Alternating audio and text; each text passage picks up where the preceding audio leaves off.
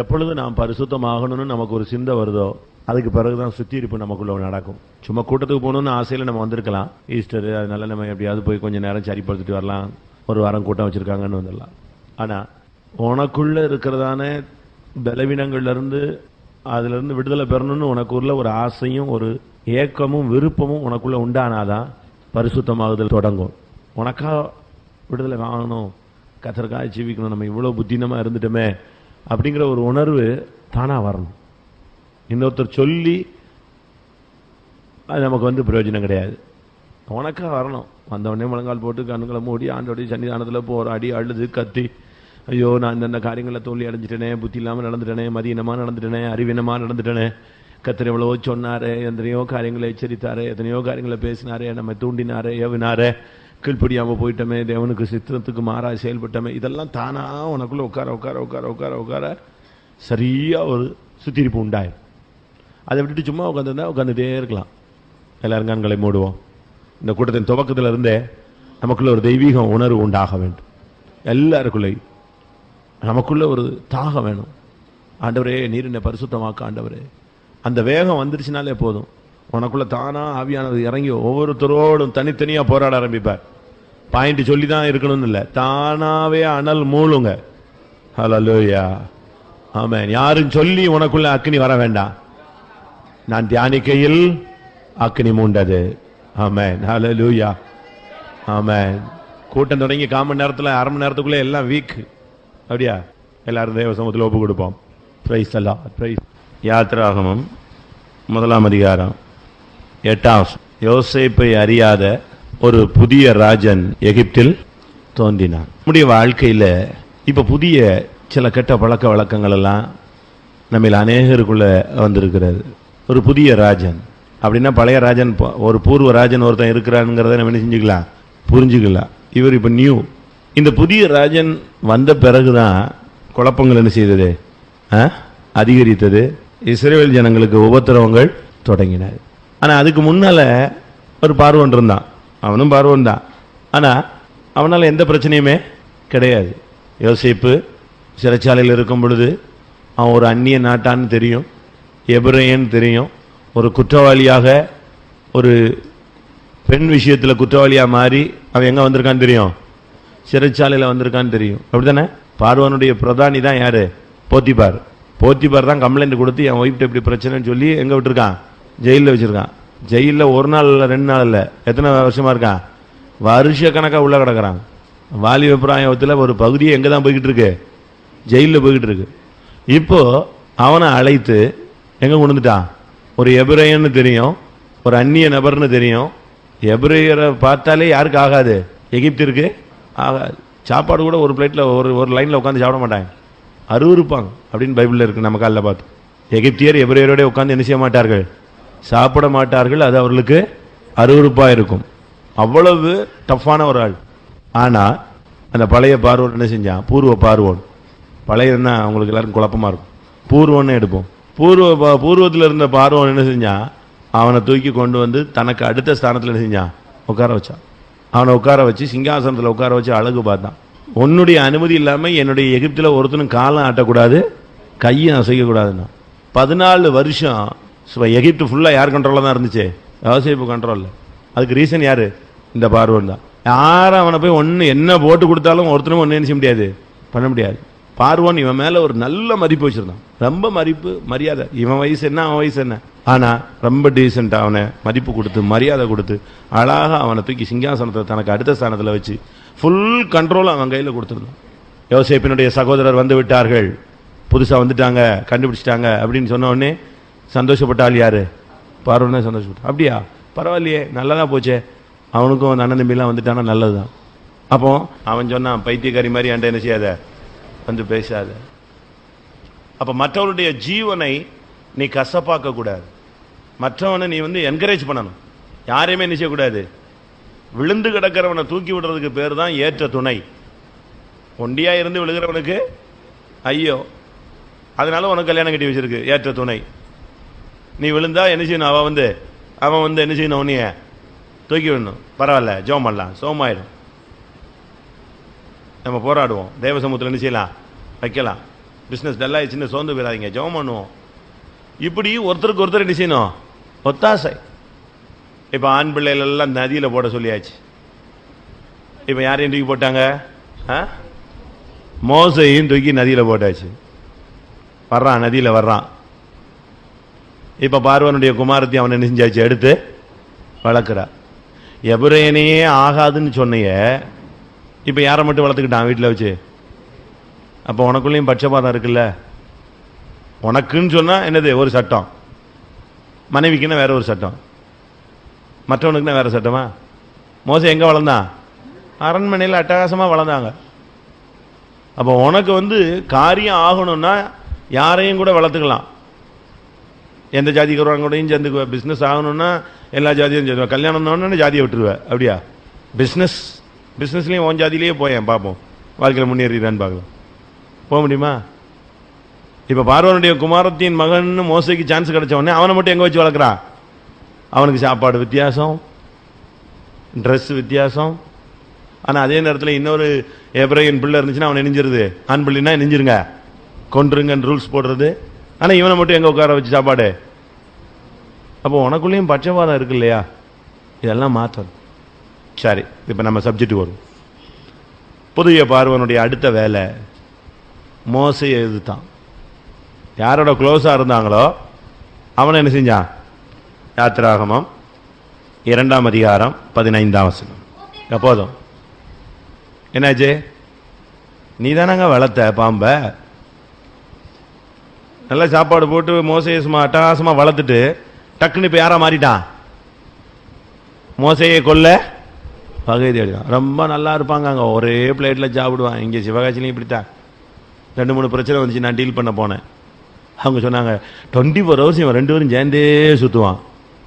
காலையில் எந்திரிச்சா இவனால் அவனை பார்க்காம இருக்க முடியாது. வண்டியில் போனால் 2 பேரும் ஒரே இது, கோயிலுக்கு வந்தால் 2 பேரும் ஒரே வண்டியில் வருது, சாப்பிட்டா ஒரே ஹோட்டலில் 2 பேரும் உட்காந்து சாப்பிடுது. இப்போ இங்கே பாருங்க, நான் பஞ்சாயத்து பண்ணிகிட்டு இருக்கேன், சமாதானமாகு சமாதானமாகு சமாதானமாகு. எந்த மோசையை பார்வன் அரண்மனையில் வளர்த்தானோ அவனே என்ன செய்யறது? யாரை நேசிச்சதோ அவனே என்ன செய்யறது? பகைக்கிறது. நம்ம விசுவாசிகள் பாருங்க, ஒரு காலத்தில் நல்லா நேசிச்சு ரொம்ப அன்பா இருந்த குடும்பங்கள்லாம் இன்னைக்கு இணைஞ்சிருச்சு. அதுக்கு ரீசன் புதிய ராஜன். அன்பு சகலத்தையும் என்ன செய்யும்?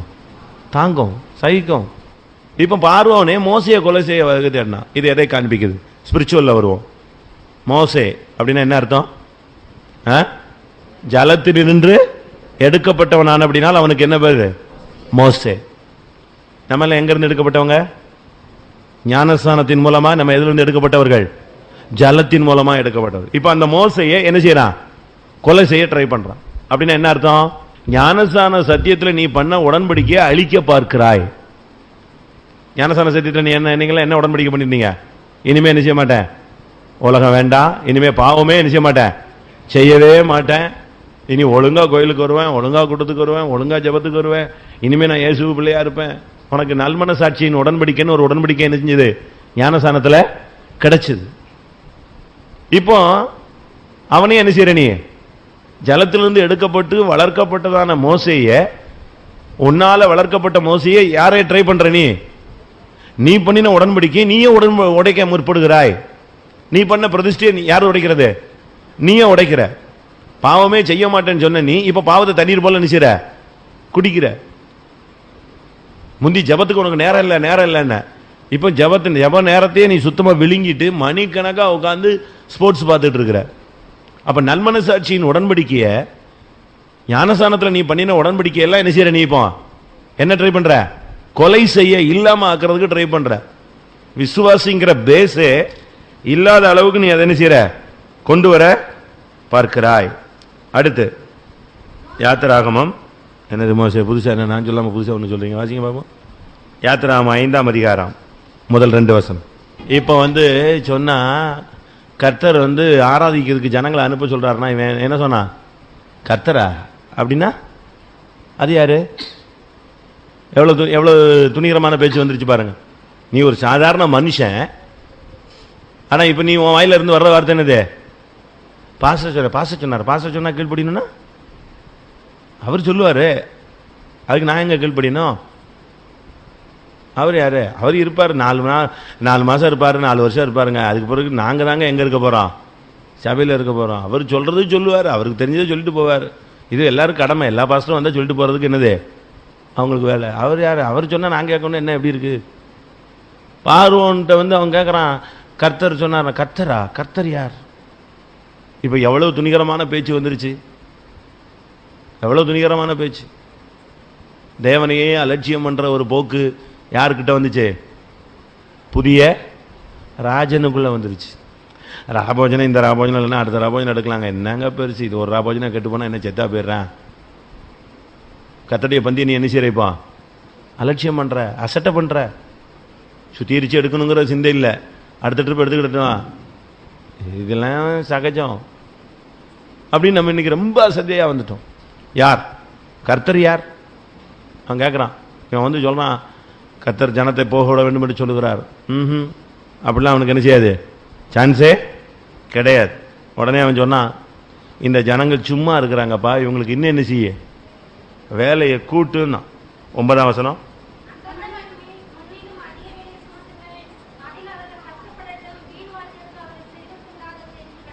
என்ன பாத்தீங்களா? இப்ப என்ன போச்சு? இன்னும் ரஃபா மாறுறான். வர வர ஒருத்தன் எப்படி மாறணும்? ரொம்ப ரஃபா இருந்து இந்த மார்க்கத்தில் வந்து வந்து வந்து வந்து அவன் எப்படி மாறணும்? சாந்தத்தில் பூர்ணத்துக்கு வரணும். இப்ப வரும்போது இவன் சபைக்குள்ள வரும்போது இந்த பூனையும் பால் குடிக்குமாங்கிற மாதிரி வந்துட்டு இப்ப புலியா மாறுறான். இப்ப விஸ்வரூபம் எடுக்கிறாங்க, அடுத்த ரூட்ல வர்றான். ஏற்கனவே அவன் ஜனத்தை நெருக்கியாச்சு. இப்போ என்ன செய்யறான்? இன்னும் அவங்களுக்கு இன்னும் அதிகமான வேலையை, அதிக சுமையை சுமத்து. அவன் இன்னும் கஷ்டப்படட்டும், அப்பதான் புத்தி வரும். அவனுக்கு கூலி கொடுக்காத, என்ன கொடு? 7ஆம் வசனம், செங்கல் வேலைக்கு நீங்கள் முன்போல் இனி ஜனங்களுக்கு எதை கொடுக்காதீங்க? வைக்கோல் கொடுக்காத, சலுகை கொடுக்காத, விட்டாத, புட்டி. வீட்டில் சாப்பாடு கிடையாது, மட்டன்லாம் கிடையாது, சாம்பார் தான். சாப்பிட முடிஞ்சா என்ன செய், சாப்பிடு. வீட்டில் ஒரு சில வீடுகள் எல்லாம் பயங்கர கொடுமை இருக்குங்க. அடுத்து அடி. 14ஆம் வசனம்.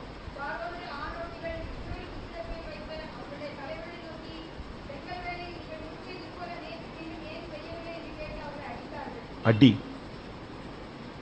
இப்ப ஸ்டைல் என்னச்சு, புருஷன்லாம் இன்னைக்கு மனைவி அடிக்கிறாங்க. ஒரு இடத்துல ஒருத்தன் அடிச்சான். நான் கூப்பிட்டு விசாரிச்சேன், தம்பி பிரதர் நீங்க செய்யறது தவறு இல்லையே, தவறாச்சே, இப்படி அடிக்கக்கூடாது, அடித்தா என்ன கிடையாது, ராபோஜனம் கிடையாது. என்ன அவன் சொன்னா, அது என்ன ராபோஜனம் கிடையாது? அரக்கோணத்தில் நடந்தது சொல்கிறேன், அடுத்து பொன்னகரத்தை வரேன். அவன்கிட்ட கேட்குறேன், நீ அடிச்சிட்டியப்பா, இப்படிலாம் அடிக்கிறது தப்பு. தன் சொந்த மாம்சத்தை பகைத்தவன் ஒருவனும் இல்லையே. எலும்பில் எலும்பின் மாம்சமும் என் மாம்சத்தில் மாம்சமா இருக்கிறாளே. அப்போ அவன் மாம்சமாச்சே, உன்னுடைய மாம்சமாச்சே. ஒருத்தன் தன்னைத்தானே அடித்தான், அவனுக்கு பேர் என்னன்னு கேட்டேன். தண்ணியை போட்டு அடிச்சுக்கிட்டே இருந்தானே, அவன் பேர் என்ன? பைத்தியக்காரனாச்சே. நீ மனைவி அடித்தா நீ பைத்தியக்காரனாச்சேன்னு. உடனே அவன் நீதிமொழியில் ஒரு வசனம் தூக்கிட்டு வந்துட்டான்.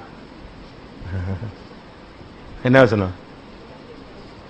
காயத்தின் தழும்புகளும் உள்ளத்தில் உரைக்கும் அடிகளும் ஒருவனை அழுக்கிற கழுவும் அப்படின்னு தூக்கிட்டு வந்துட்டான். இல்லை வாசிங்க அந்த வசனம், தெரியுமா? இப்போ நானே சொல்லிக் கொடுத்த மாதிரி நீங்கள் வசனம் பிடிச்சிக்காதீங்க. அதுக்கு பிறகு நான் அடுத்த சப்ஜெக்ட்டுக்கு வரேன். தெரியுமா? வாசிங்க. நீதிமொழிகளா? தெரியாதா? நீதிமொழி 20 கடைசி 20-30. காயத்தின் தழும்பு, அடிச்சு காயம் வந்தா அது அழுக்கிற ஒருத்தனை என்ன செய்யுமா? தொடக்கும்.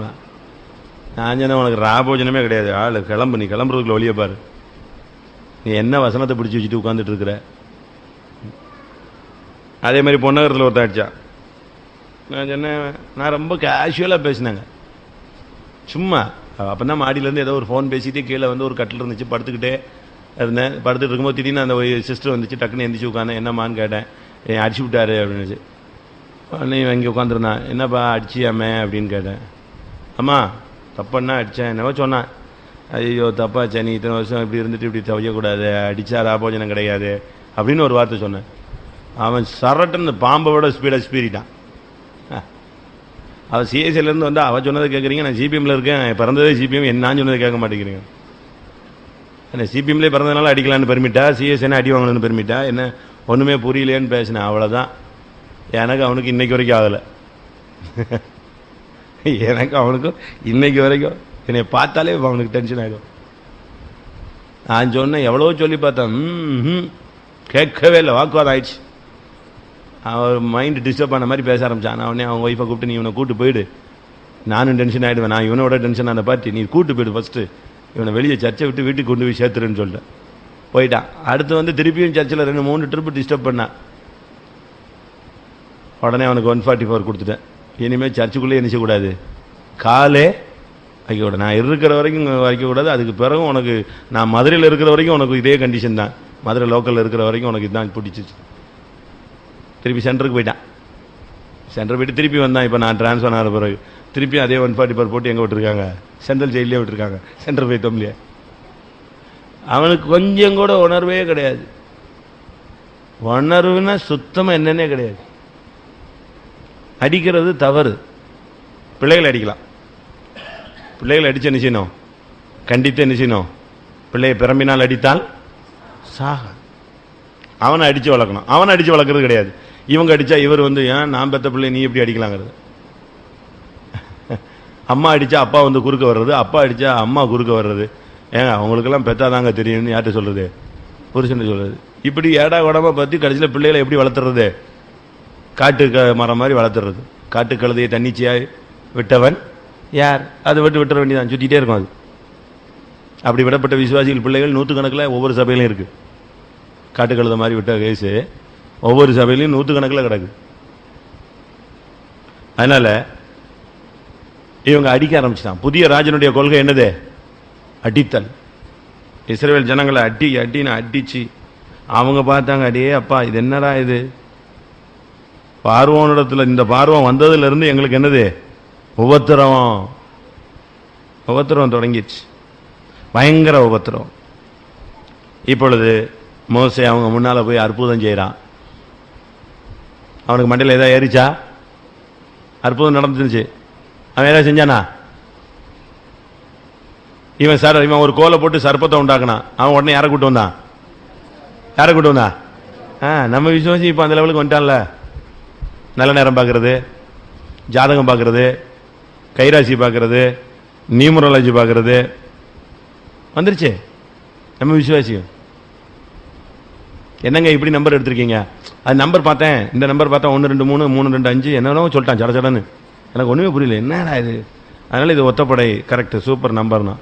இதுக்கு நான் காசு கொடுத்து வாங்கிட்டு வந்திருக்கானா. அப்போ நீ என்ன விசுவாசி, நீ எண்கணித ஜோதிடம் பார்த்துக்கிட்டு இருக்கிறவன், நீ ஏன் பைபிளை தூக்கிட்டு அலையிற, போ அப்படியே போ. என்னங்க இப்படி புதுசாக பேர் வச்சிருக்கீங்க, அது இப்படி பேர் வச்சாதான் அந்த பிள்ளை நிச்சயம் ஒழுங்காக படிப்பான். ஏன் உங்கள் அம்மா அப்பா உனக்கு பேர் வச்சாங்க, நீ படிக்கவே இல்லையா. நம்ம விசுவாசிகள் இன்னைக்கு என்ன எதில் வந்துட்டான், பார்வோனுக்கு முன்னால் கொண்டு வந்து இவன் தேவனுடைய நாமத்தில் சர்ப்பத்தை உண்டாக்குனா, இவன் யாரை கூட்டு வந்து நின்றுட்டு இருக்கான், ஜோசியக்காரன் ஜூனியக்காரன் மந்திரவாதிலாம் கூப்பிட்டு என்னப்பா புதுசாக செய்கிறான் நீங்களும் செய்யுங்கிறான். இன்னைக்கு நம்ம விசுவாசி அப்படி வந்துட்டாங்க. ஜாதகம் பார்க்க போகிறான், ஜெபிச்சு காரியம் ஆகலையா, அதனால செவினை வைக்க போகிறான். நல்ல நேரம் பார்த்துட்டு வரான். யார்ட்டையாவது போய் கொடுத்து ஜாதகம் பார்த்து கிளியர் ஆகுதான்னு பாருங்க. இப்படி இருந்தால் எப்படி இருக்கும். பார்வோன் புதிய ராஜன் இப்போ எங்கே கொண்டு வரான், விசுவாசத்தை விட்டு இழுத்து உன்னை எங்கே கொண்டு போகுது. சவுல் ரொம்ப அருமையான மனுஷங்க. ஸ்டார்டிங்கில் அபிஷேகம் பெற்று அவன் வரும்பொழுது அவனை எல்லாரும் பரியாசம் பண்ணாங்க, காதுகளாதவன் போல நிஞ்சான் போனான். ஸ்டார்டிங்கில் பார்த்தீங்கன்னா தேசத்தில் இருக்கிற அஞ்சனம் பார்க்குற அவ்வளோ வரையும் அடித்து துரத்தி கொண்டுட்டான். கடைசியில் அபிஷேகம் போன பிறகு எங்கே போய் நின்றுட்டு இருந்தான், நைட்டில் போய் குறி சொல்கிற பொண்ணுகிட்ட போய் உட்காந்துருந்தான். என்னங்க சொல்லுங்க, நம்ம விசுவாசிக்கு இப்படி ஆசையெல்லாம் இருக்குது. என்னடா பாஸ்டர்கிட்ட ஜெபிக்க சொன்னால் ஒன்றுமே செட் ஆகலை, ஜெபிக்கிறேன்னு சொல்கிறாரு, இவன்கிட்ட போய் கையை காட்டினா நாளைக்கே செய்யுங்கிறான். ரொம்ப தெளிவாக சொல்கிறாங்க. இன்னைக்கு நம்மில் அநேகர் மந்திரவாதிகளை தேடுகிறோம். குயிக் ரிசல்ட்டுக்காக நம்ம ஏதாவது ஒன்று பண்ணணும்னு ட்ரை பண்ணுறோம்.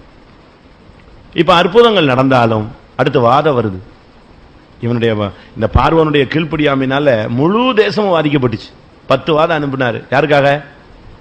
எகிப்து ஜனங்களுக்காகவே. யாருக்கு? புதிய ராஜன் வந்ததுனால என்ன வந்துச்சு? 10 வாத. பயங்கர தேசத்துல பயங்கர கொடூரமான வாதம். கொஞ்சம் அடி வாங்கின உடனே தான் இவன் என்ன செய்வான், மோசையை கூப்பிடுங்க, பாஸ்டர் கூப்பிடு, பிரதரை கூப்பிடு, சிஸ்டர் கூப்பிடு, ஐயோ தோத்திரம் செதுப்பிடும் போல் இருக்கு, ஜெபம் பண்ண சொல்லுமா. சோமான பிறகு நான் சொல்றது உங்களுக்கு புரிஞ்சுதா? காலையில சொல்லுவான் அனுப்ப முடியாது, இருதயம் கடினம், முடியாதுன்னா முடியாது, இப்படிதான் மோசையிட்ட பேசுவான். சாயங்காலம் யாரை கூப்பிட சொல்லுவான், மோசையை கூப்பிடுங்க, ஒரு ட்ரிப்பு நான் தப்பு பண்ணிட்டேன் மன்னிச்சிருங்க, எப்படியாவது இந்த பேன்கள் எல்லாம் என்ன செய்யட்டும், விலகட்டும், வண்டுலாம் விலகட்டும், தவளையெல்லாம் விலகட்டும், இந்த அக்னி கொப்பளம்லாம் விலகட்டும், ஜெபம் பண்ண சொல்லு. காலையில் அதெல்லாம் விட முடியாதுங்க, என்ன மோசமான ஆவி உனக்கு, இருதய கடினம், தேவனை விசுவாசிக்க கூடாத ஒரு இருதயம், அதுக்கு பேரு அவிசுவாசமான பொல்லாத இருதயம் உங்களில் இராதபடி எச்சரிக்கையா இருங்கள். அற்புதம் நடந்தாலும் நம்புறதில்லை, ஜெபிச்சு விடுதலை கிடைச்சாலும் உனக்கு நம்பிக்கை வரல, உன்னுடைய இருதயம் கடினப்பட்டு போயிடுச்சு. இப்ப கடைசியில் முடிவு என்ன? எகிப்தில் உள்ள அனைத்து தலைச்சன் அடி, ஃபுல்லா எல்லா மூத்த தலைச்சன் அடி வாங்கின பிறகுதான் கொஞ்சமாவது அவனுக்கு என்ன வந்துச்சு, உணர்வு வந்துச்சு. அப்ப நீ உனக்கு நியாய தீர்ப்பு கிடைச்சாதான் நீ சரிப்படுவியா? தேவன் அவனை அடிச்சாதான் உனக்கு புத்தி வருமா? தேவன் உன்னை சிச்சித்தாதான் புத்தி வருமா? ஏன் நாங்க பிரசங்கம் பண்ணும் போதே கேள, கொஞ்சம் கீழ்படிஞ்சிடேன், சுத்திரி போட்டதுலேயே உன்னை சரிப்படுத்திடு, ஏன் கீழ்படியாம போய் ராபோயின் எடுத்து சாவணுமா? பரிசுத்தமாகி செத்தா பரவாயில்ல, கீழ்படியாமலே போய் சாவணுமா? தலைச்சன் அடிபட்டது. அப்பதான் நைட்ல ஒரே ஓலம். எகிப்தில் இவனுடைய ஒரு ஆளுடைய கீழ்படியாமையினால முழு எகிப்திலையும் என்ன செஞ்சு போயிடுச்சு, தலைச்சன் அடிபட்டுச்சு. மிருக ஜீவன்கள், மனுஷர் எல்லாம் ஒரே நைட்ல கத்த ஆரம்பிச்சிட்டாங்க, ஐயோன்னு. அப்பதான் கூப்பிட்டு சொன்னா, தயவு செய்து என்ன செய்யுங்க, நீங்க எல்லாரும் போயிட்டு திருப்பிட்டு என்ன வந்தா, திரும்பவும் குதிரை மேல ஏறி என்ன செஞ்சா, ஐயோ மிஸ் பண்ணிட்டேன், திருப்பி எங்க வந்தான், பின்னாலே வந்தான். முடிவு என்ன? செங்கடல்ல அழிவு. இந்த லெவல் நமக்கு வேண்டாம். புதிய ராஜனுடைய தன்மைக்கு நீ இடம் கொடுத்தால் உன்னுடைய முடிவு பரிதாபமாக என்ன செய்யும் இருக்கும். நல்ல ஒரு ஆவிக்குரிய வாழ்க்கையை வாழ்ந்துகிட்டு வந்த நீ இப்போ திடீர்னு உனக்கு பூர்வ பாதையிலிருந்து மாறி, இப்படி இருந்தால் தான் நம்ம நல்லா போக முடியும், இப்படி இருந்தால் தான் எல்லாத்தையும் செய்ய முடியுங்கிற ஒரு புதிய யுக்தியை நீ கையாண்டு உன்னுடைய வாழ்க்கையில் இப்போ உன்னுடைய நல்ல குணங்கள் அனைத்தையும் என்ன செஞ்சிருக்கிற, இழந்துட்ட. இன்னைக்கு உனக்கு தந்திரமான டெக்னிக் ஆவி வந்துருச்சு, ரொம்ப ஞானமாக பேசுகிறோன்ட்டு ரொம்ப அழகாக பேசுகிற, உனக்கு இன்னைக்கு பொறாமை வந்துருச்சு, எரிச்சல் வந்துருச்சு, மற்றவங்களை ரொம்ப ரஃபாக ஹேண்டில் பண்ணுற, அன்பு இல்லாமல் போயிடுச்சு, அடிக்கிற கண்டிஷனுக்கு வந்துட்ட, ரொம்ப உபத்திரவப்படுத்துகிற, கண்ணீர் விட வைக்கிற, அவங்களெல்லாம் தேவனை நோக்கி கத்த வைக்கிற, உனக்கு தண்டிப்பெல்லாம் வருது, சிக்ஷை வருது, வியாதி வருது, பலவீனம் வருது, நஷ்டங்கள் வருது, எவ்வளோ வேஸ்ட் ஆகுது. ஆனாலும் உனக்கு என்ன வரமாட்டேக்கு, புத்தி வரமாட்டேக்கு, இருதய கடினம் வந்துருச்சு. எவ்வளவோ கத்துற உன்னை தலைச்சன் உன்னுடைய முதற் பலனெல்லாம் அடிச்சு பார்த்தாரு, ஆனாலும் இன்னைக்கு உன்னுடைய வாழ்க்கையில் மாற்றம் இல்லை. கொஞ்ச நேரம் எல்லாரும் கண்களை மூடுவோம். இந்த புதிய பார்வோன செங்கடல், இயேசுவின் கல்வாரி இரத்த கடல்ல இந்த புதிய ராஜனை நம்ம அழிச்சாதான் நாம எங்க போக முடியும், கானானுக்குள்ளே போக முடியும். எல்லாரும் ஒரு 10 நிமிஷம் கண்களை மூடலாம். முடிந்தால் முழங்கால் படியிடுங்கள். புதிய ராஜன் எனக்குள் வந்திருக்கிறானா, உங்களுக்குள் வந்திருக்கிறானா, நமக்குள் வந்திருக்கிறானா என்பதை சிந்தித்து பார்ப்போம். ஆவியிலே ஆரம்பித்த நீ மாம்சத்தில் முடிய பார்க்கிறாயோ? முன்னே நீ கொண்டிருந்த ஆனந்த பாக்கியம் எங்கே? பரிசுத்தவான்களுக்காக உன்னுடைய கண்களையும் பிடுங்கி கொடுக்க நீ ஆயத்தமாயிருந்தாயே. பிரகாசமாக்கப்பட்ட அந்த முந்தின நாட்களை நினைத்துக் கொள்ளுங்கள். உபத்திரவங்களாகிய மிகுந்த போராட்டத்தை சகித்தீர்களே. இப்பொழுது உன்னுடைய வாழ்க்கையில் என்ன சம்பவித்தது? இந்த புதிய ராஜனுக்கு நீ ஏன் இடம் கொடுத்தாய்? பூர்வ பாதையில நின்று, வழிகளில் நின்று நீ அதை ஆராய்ந்து பார்த்து அதில் போக வேண்டிய நீ இன்னைக்கு சூழ்நிலை நிமித்தமாய் புதிய பார்வோனுக்கு இடம் கொடுத்து, ஆண்டவர் யாரு, ஊழியக்காரங்க யாரு, என்ன பெரிய சபை, இப்படிப்பட்ட வார்த்தைகள்லாம் உனக்குள்ள எப்படி கொச்சையா பேச முடிந்தது? இந்த சபை உனக்கு எவ்வளவு உதவி செஞ்சது? கர்த்தர் உனக்கு எவ்வளவு உதவி செஞ்சார்? உன்னுடைய நன்மை தீமைகளில் யார் பங்கெடுத்தது? உன்னை தூக்கி எடுத்தது யார்? கண்மேல உன்னை அடிகளை உறுதிப்படுத்தினது யார்? உன்னை போஷித்தது யார்? உன்னை பாதுகாத்து பராமரித்தது யார்? உன்னுடைய திறமையா, தேவனுடைய கிருபையா?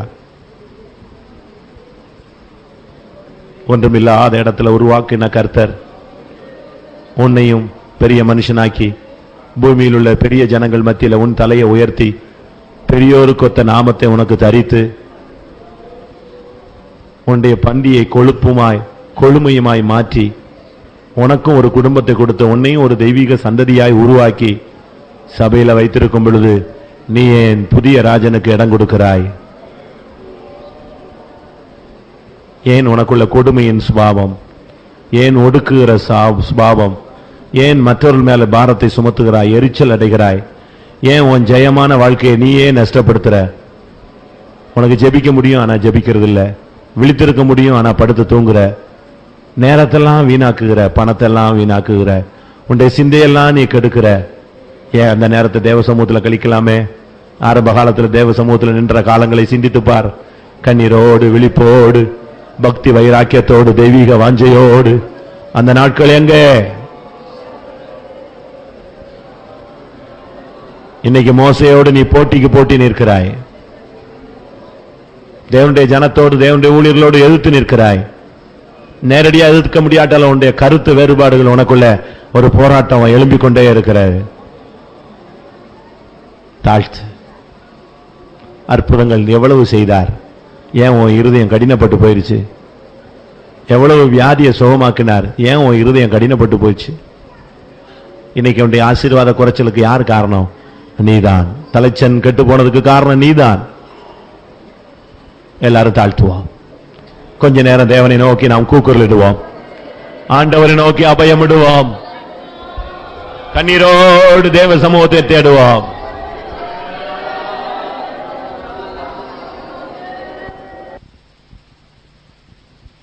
ஆவியில் ஆரம்பித்த நான் இன்னைக்கு ஒரு புதிய வல்லமையின் தாக்குதலில் உட்பட்டு நான் இன்றைக்கு இவ்வளவு நிர்பந்தமான சுபாவம் உள்ளவனாய் மாறி போயிருக்கிறேன் என்று எத்தனை பேர் உணர்த்தப்படுகிறீர்கள்?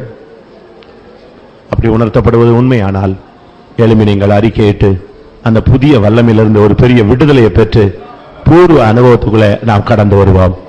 ஆமா, எழுமுங்கள். அறிக்கையிட விரும்புகிறவர்கள் எழும்பி அறிக்கையிடலாம். பரத்திலிருந்து அக்கினி இறங்கி பலியை அங்கீகரிப்பது ஒரு பகுதி. அப்பொழுதுதான் பலி பூர்ண பதம். ஹல்லேலூயா, ஹல்லேலூயா. உங்கள அநேகர் சுத்திகரிப்புக்கு ஒப்பு கொடுத்தது போல, அறிக்கைக்கு ஒப்பு கொடுத்தது போல இந்த லாஸ்ட் மினிட்ல அபிஷேகத்துக்கு நான் ஒப்பு கொடுக்கல. நல்லா புரிஞ்சுக்கோங்க. அடுத்த சுத்திகரிப்புல வேற பாயிண்ட்டுக்கு நம்ம போறோம். இந்த கூட்டத்தோட இந்த புதிய சக்தி, இந்த புதிய ராஜன் அழிக்கப்படணும்.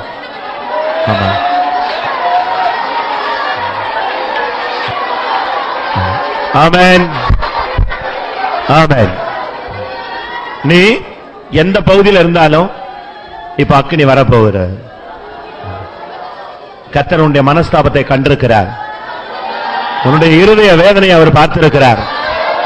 இன்றைக்கு உனக்கு ஒரு விடுதலை. ஹல்லேலூயா. இன்றைக்கு கர்த்தர் உன்னுடைய கரத்தை பிடிக்கிறார். இன்றைக்கு ஒரு ஜெயம். ஹல்லேலூயா. ஆமென். டபகதுடபாலா கதுடமானியா.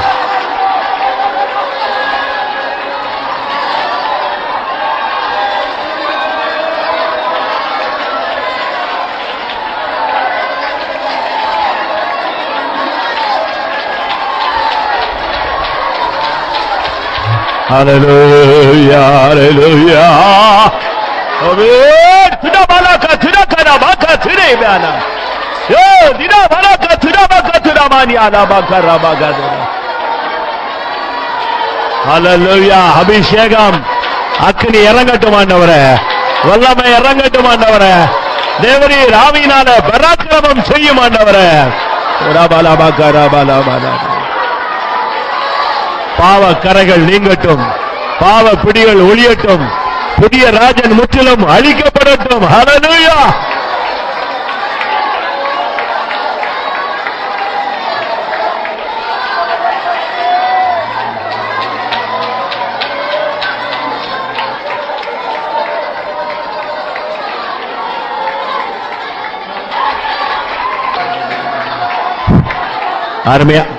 அருமையான தேவனுடைய பிள்ளையே, உன்னை அபிஷேகித்த நாளில் இந்த அபிஷேகம் தான் உனக்குள்ள இருந்ததா? நீயே உன்னை நோக்கி பார். ஒரு நிறைவான அபிஷேகம் உனக்குள் இருந்தது. இந்த புதிய வல்லமை உனக்குள் வந்ததினால் இந்த அபிஷேகம் நஷ்டப்பட்டு போய்விட்டது. கர்த்தர் அந்த புதிய வல்லமை அழித்து உனக்கு பூர்வத்தில் இருந்த அதே அபிஷேகத்தை, அதே அக்னியை, ஹல்லேலூயா, அதே நிறைவை, ஆமென்.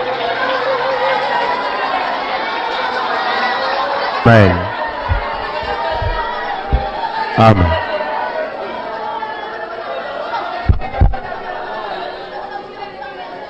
இந்த 4வது சுத்திரிப்பு கூட்டத்தை கர்த்தர் பொறுப்படுத்தபடினால ஸ்தோத்திரம் பண்ணுவோம்.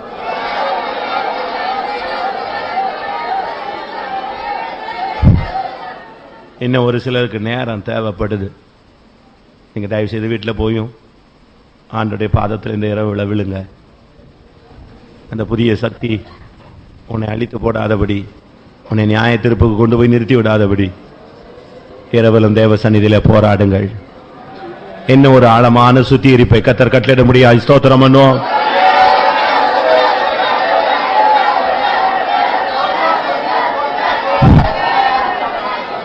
இடை நாட்களில் நமக்குள்ள புகுந்ததான அந்நிய வல்லமைகளுக்கு கத்திருந்த சுத்திகரிப்பு கூட்டங்கள் வாயிலாக ஒரு முடிவை உண்டு பண்ண முடியாது. ஸ்தோத்திரம் பண்ணுவோம்.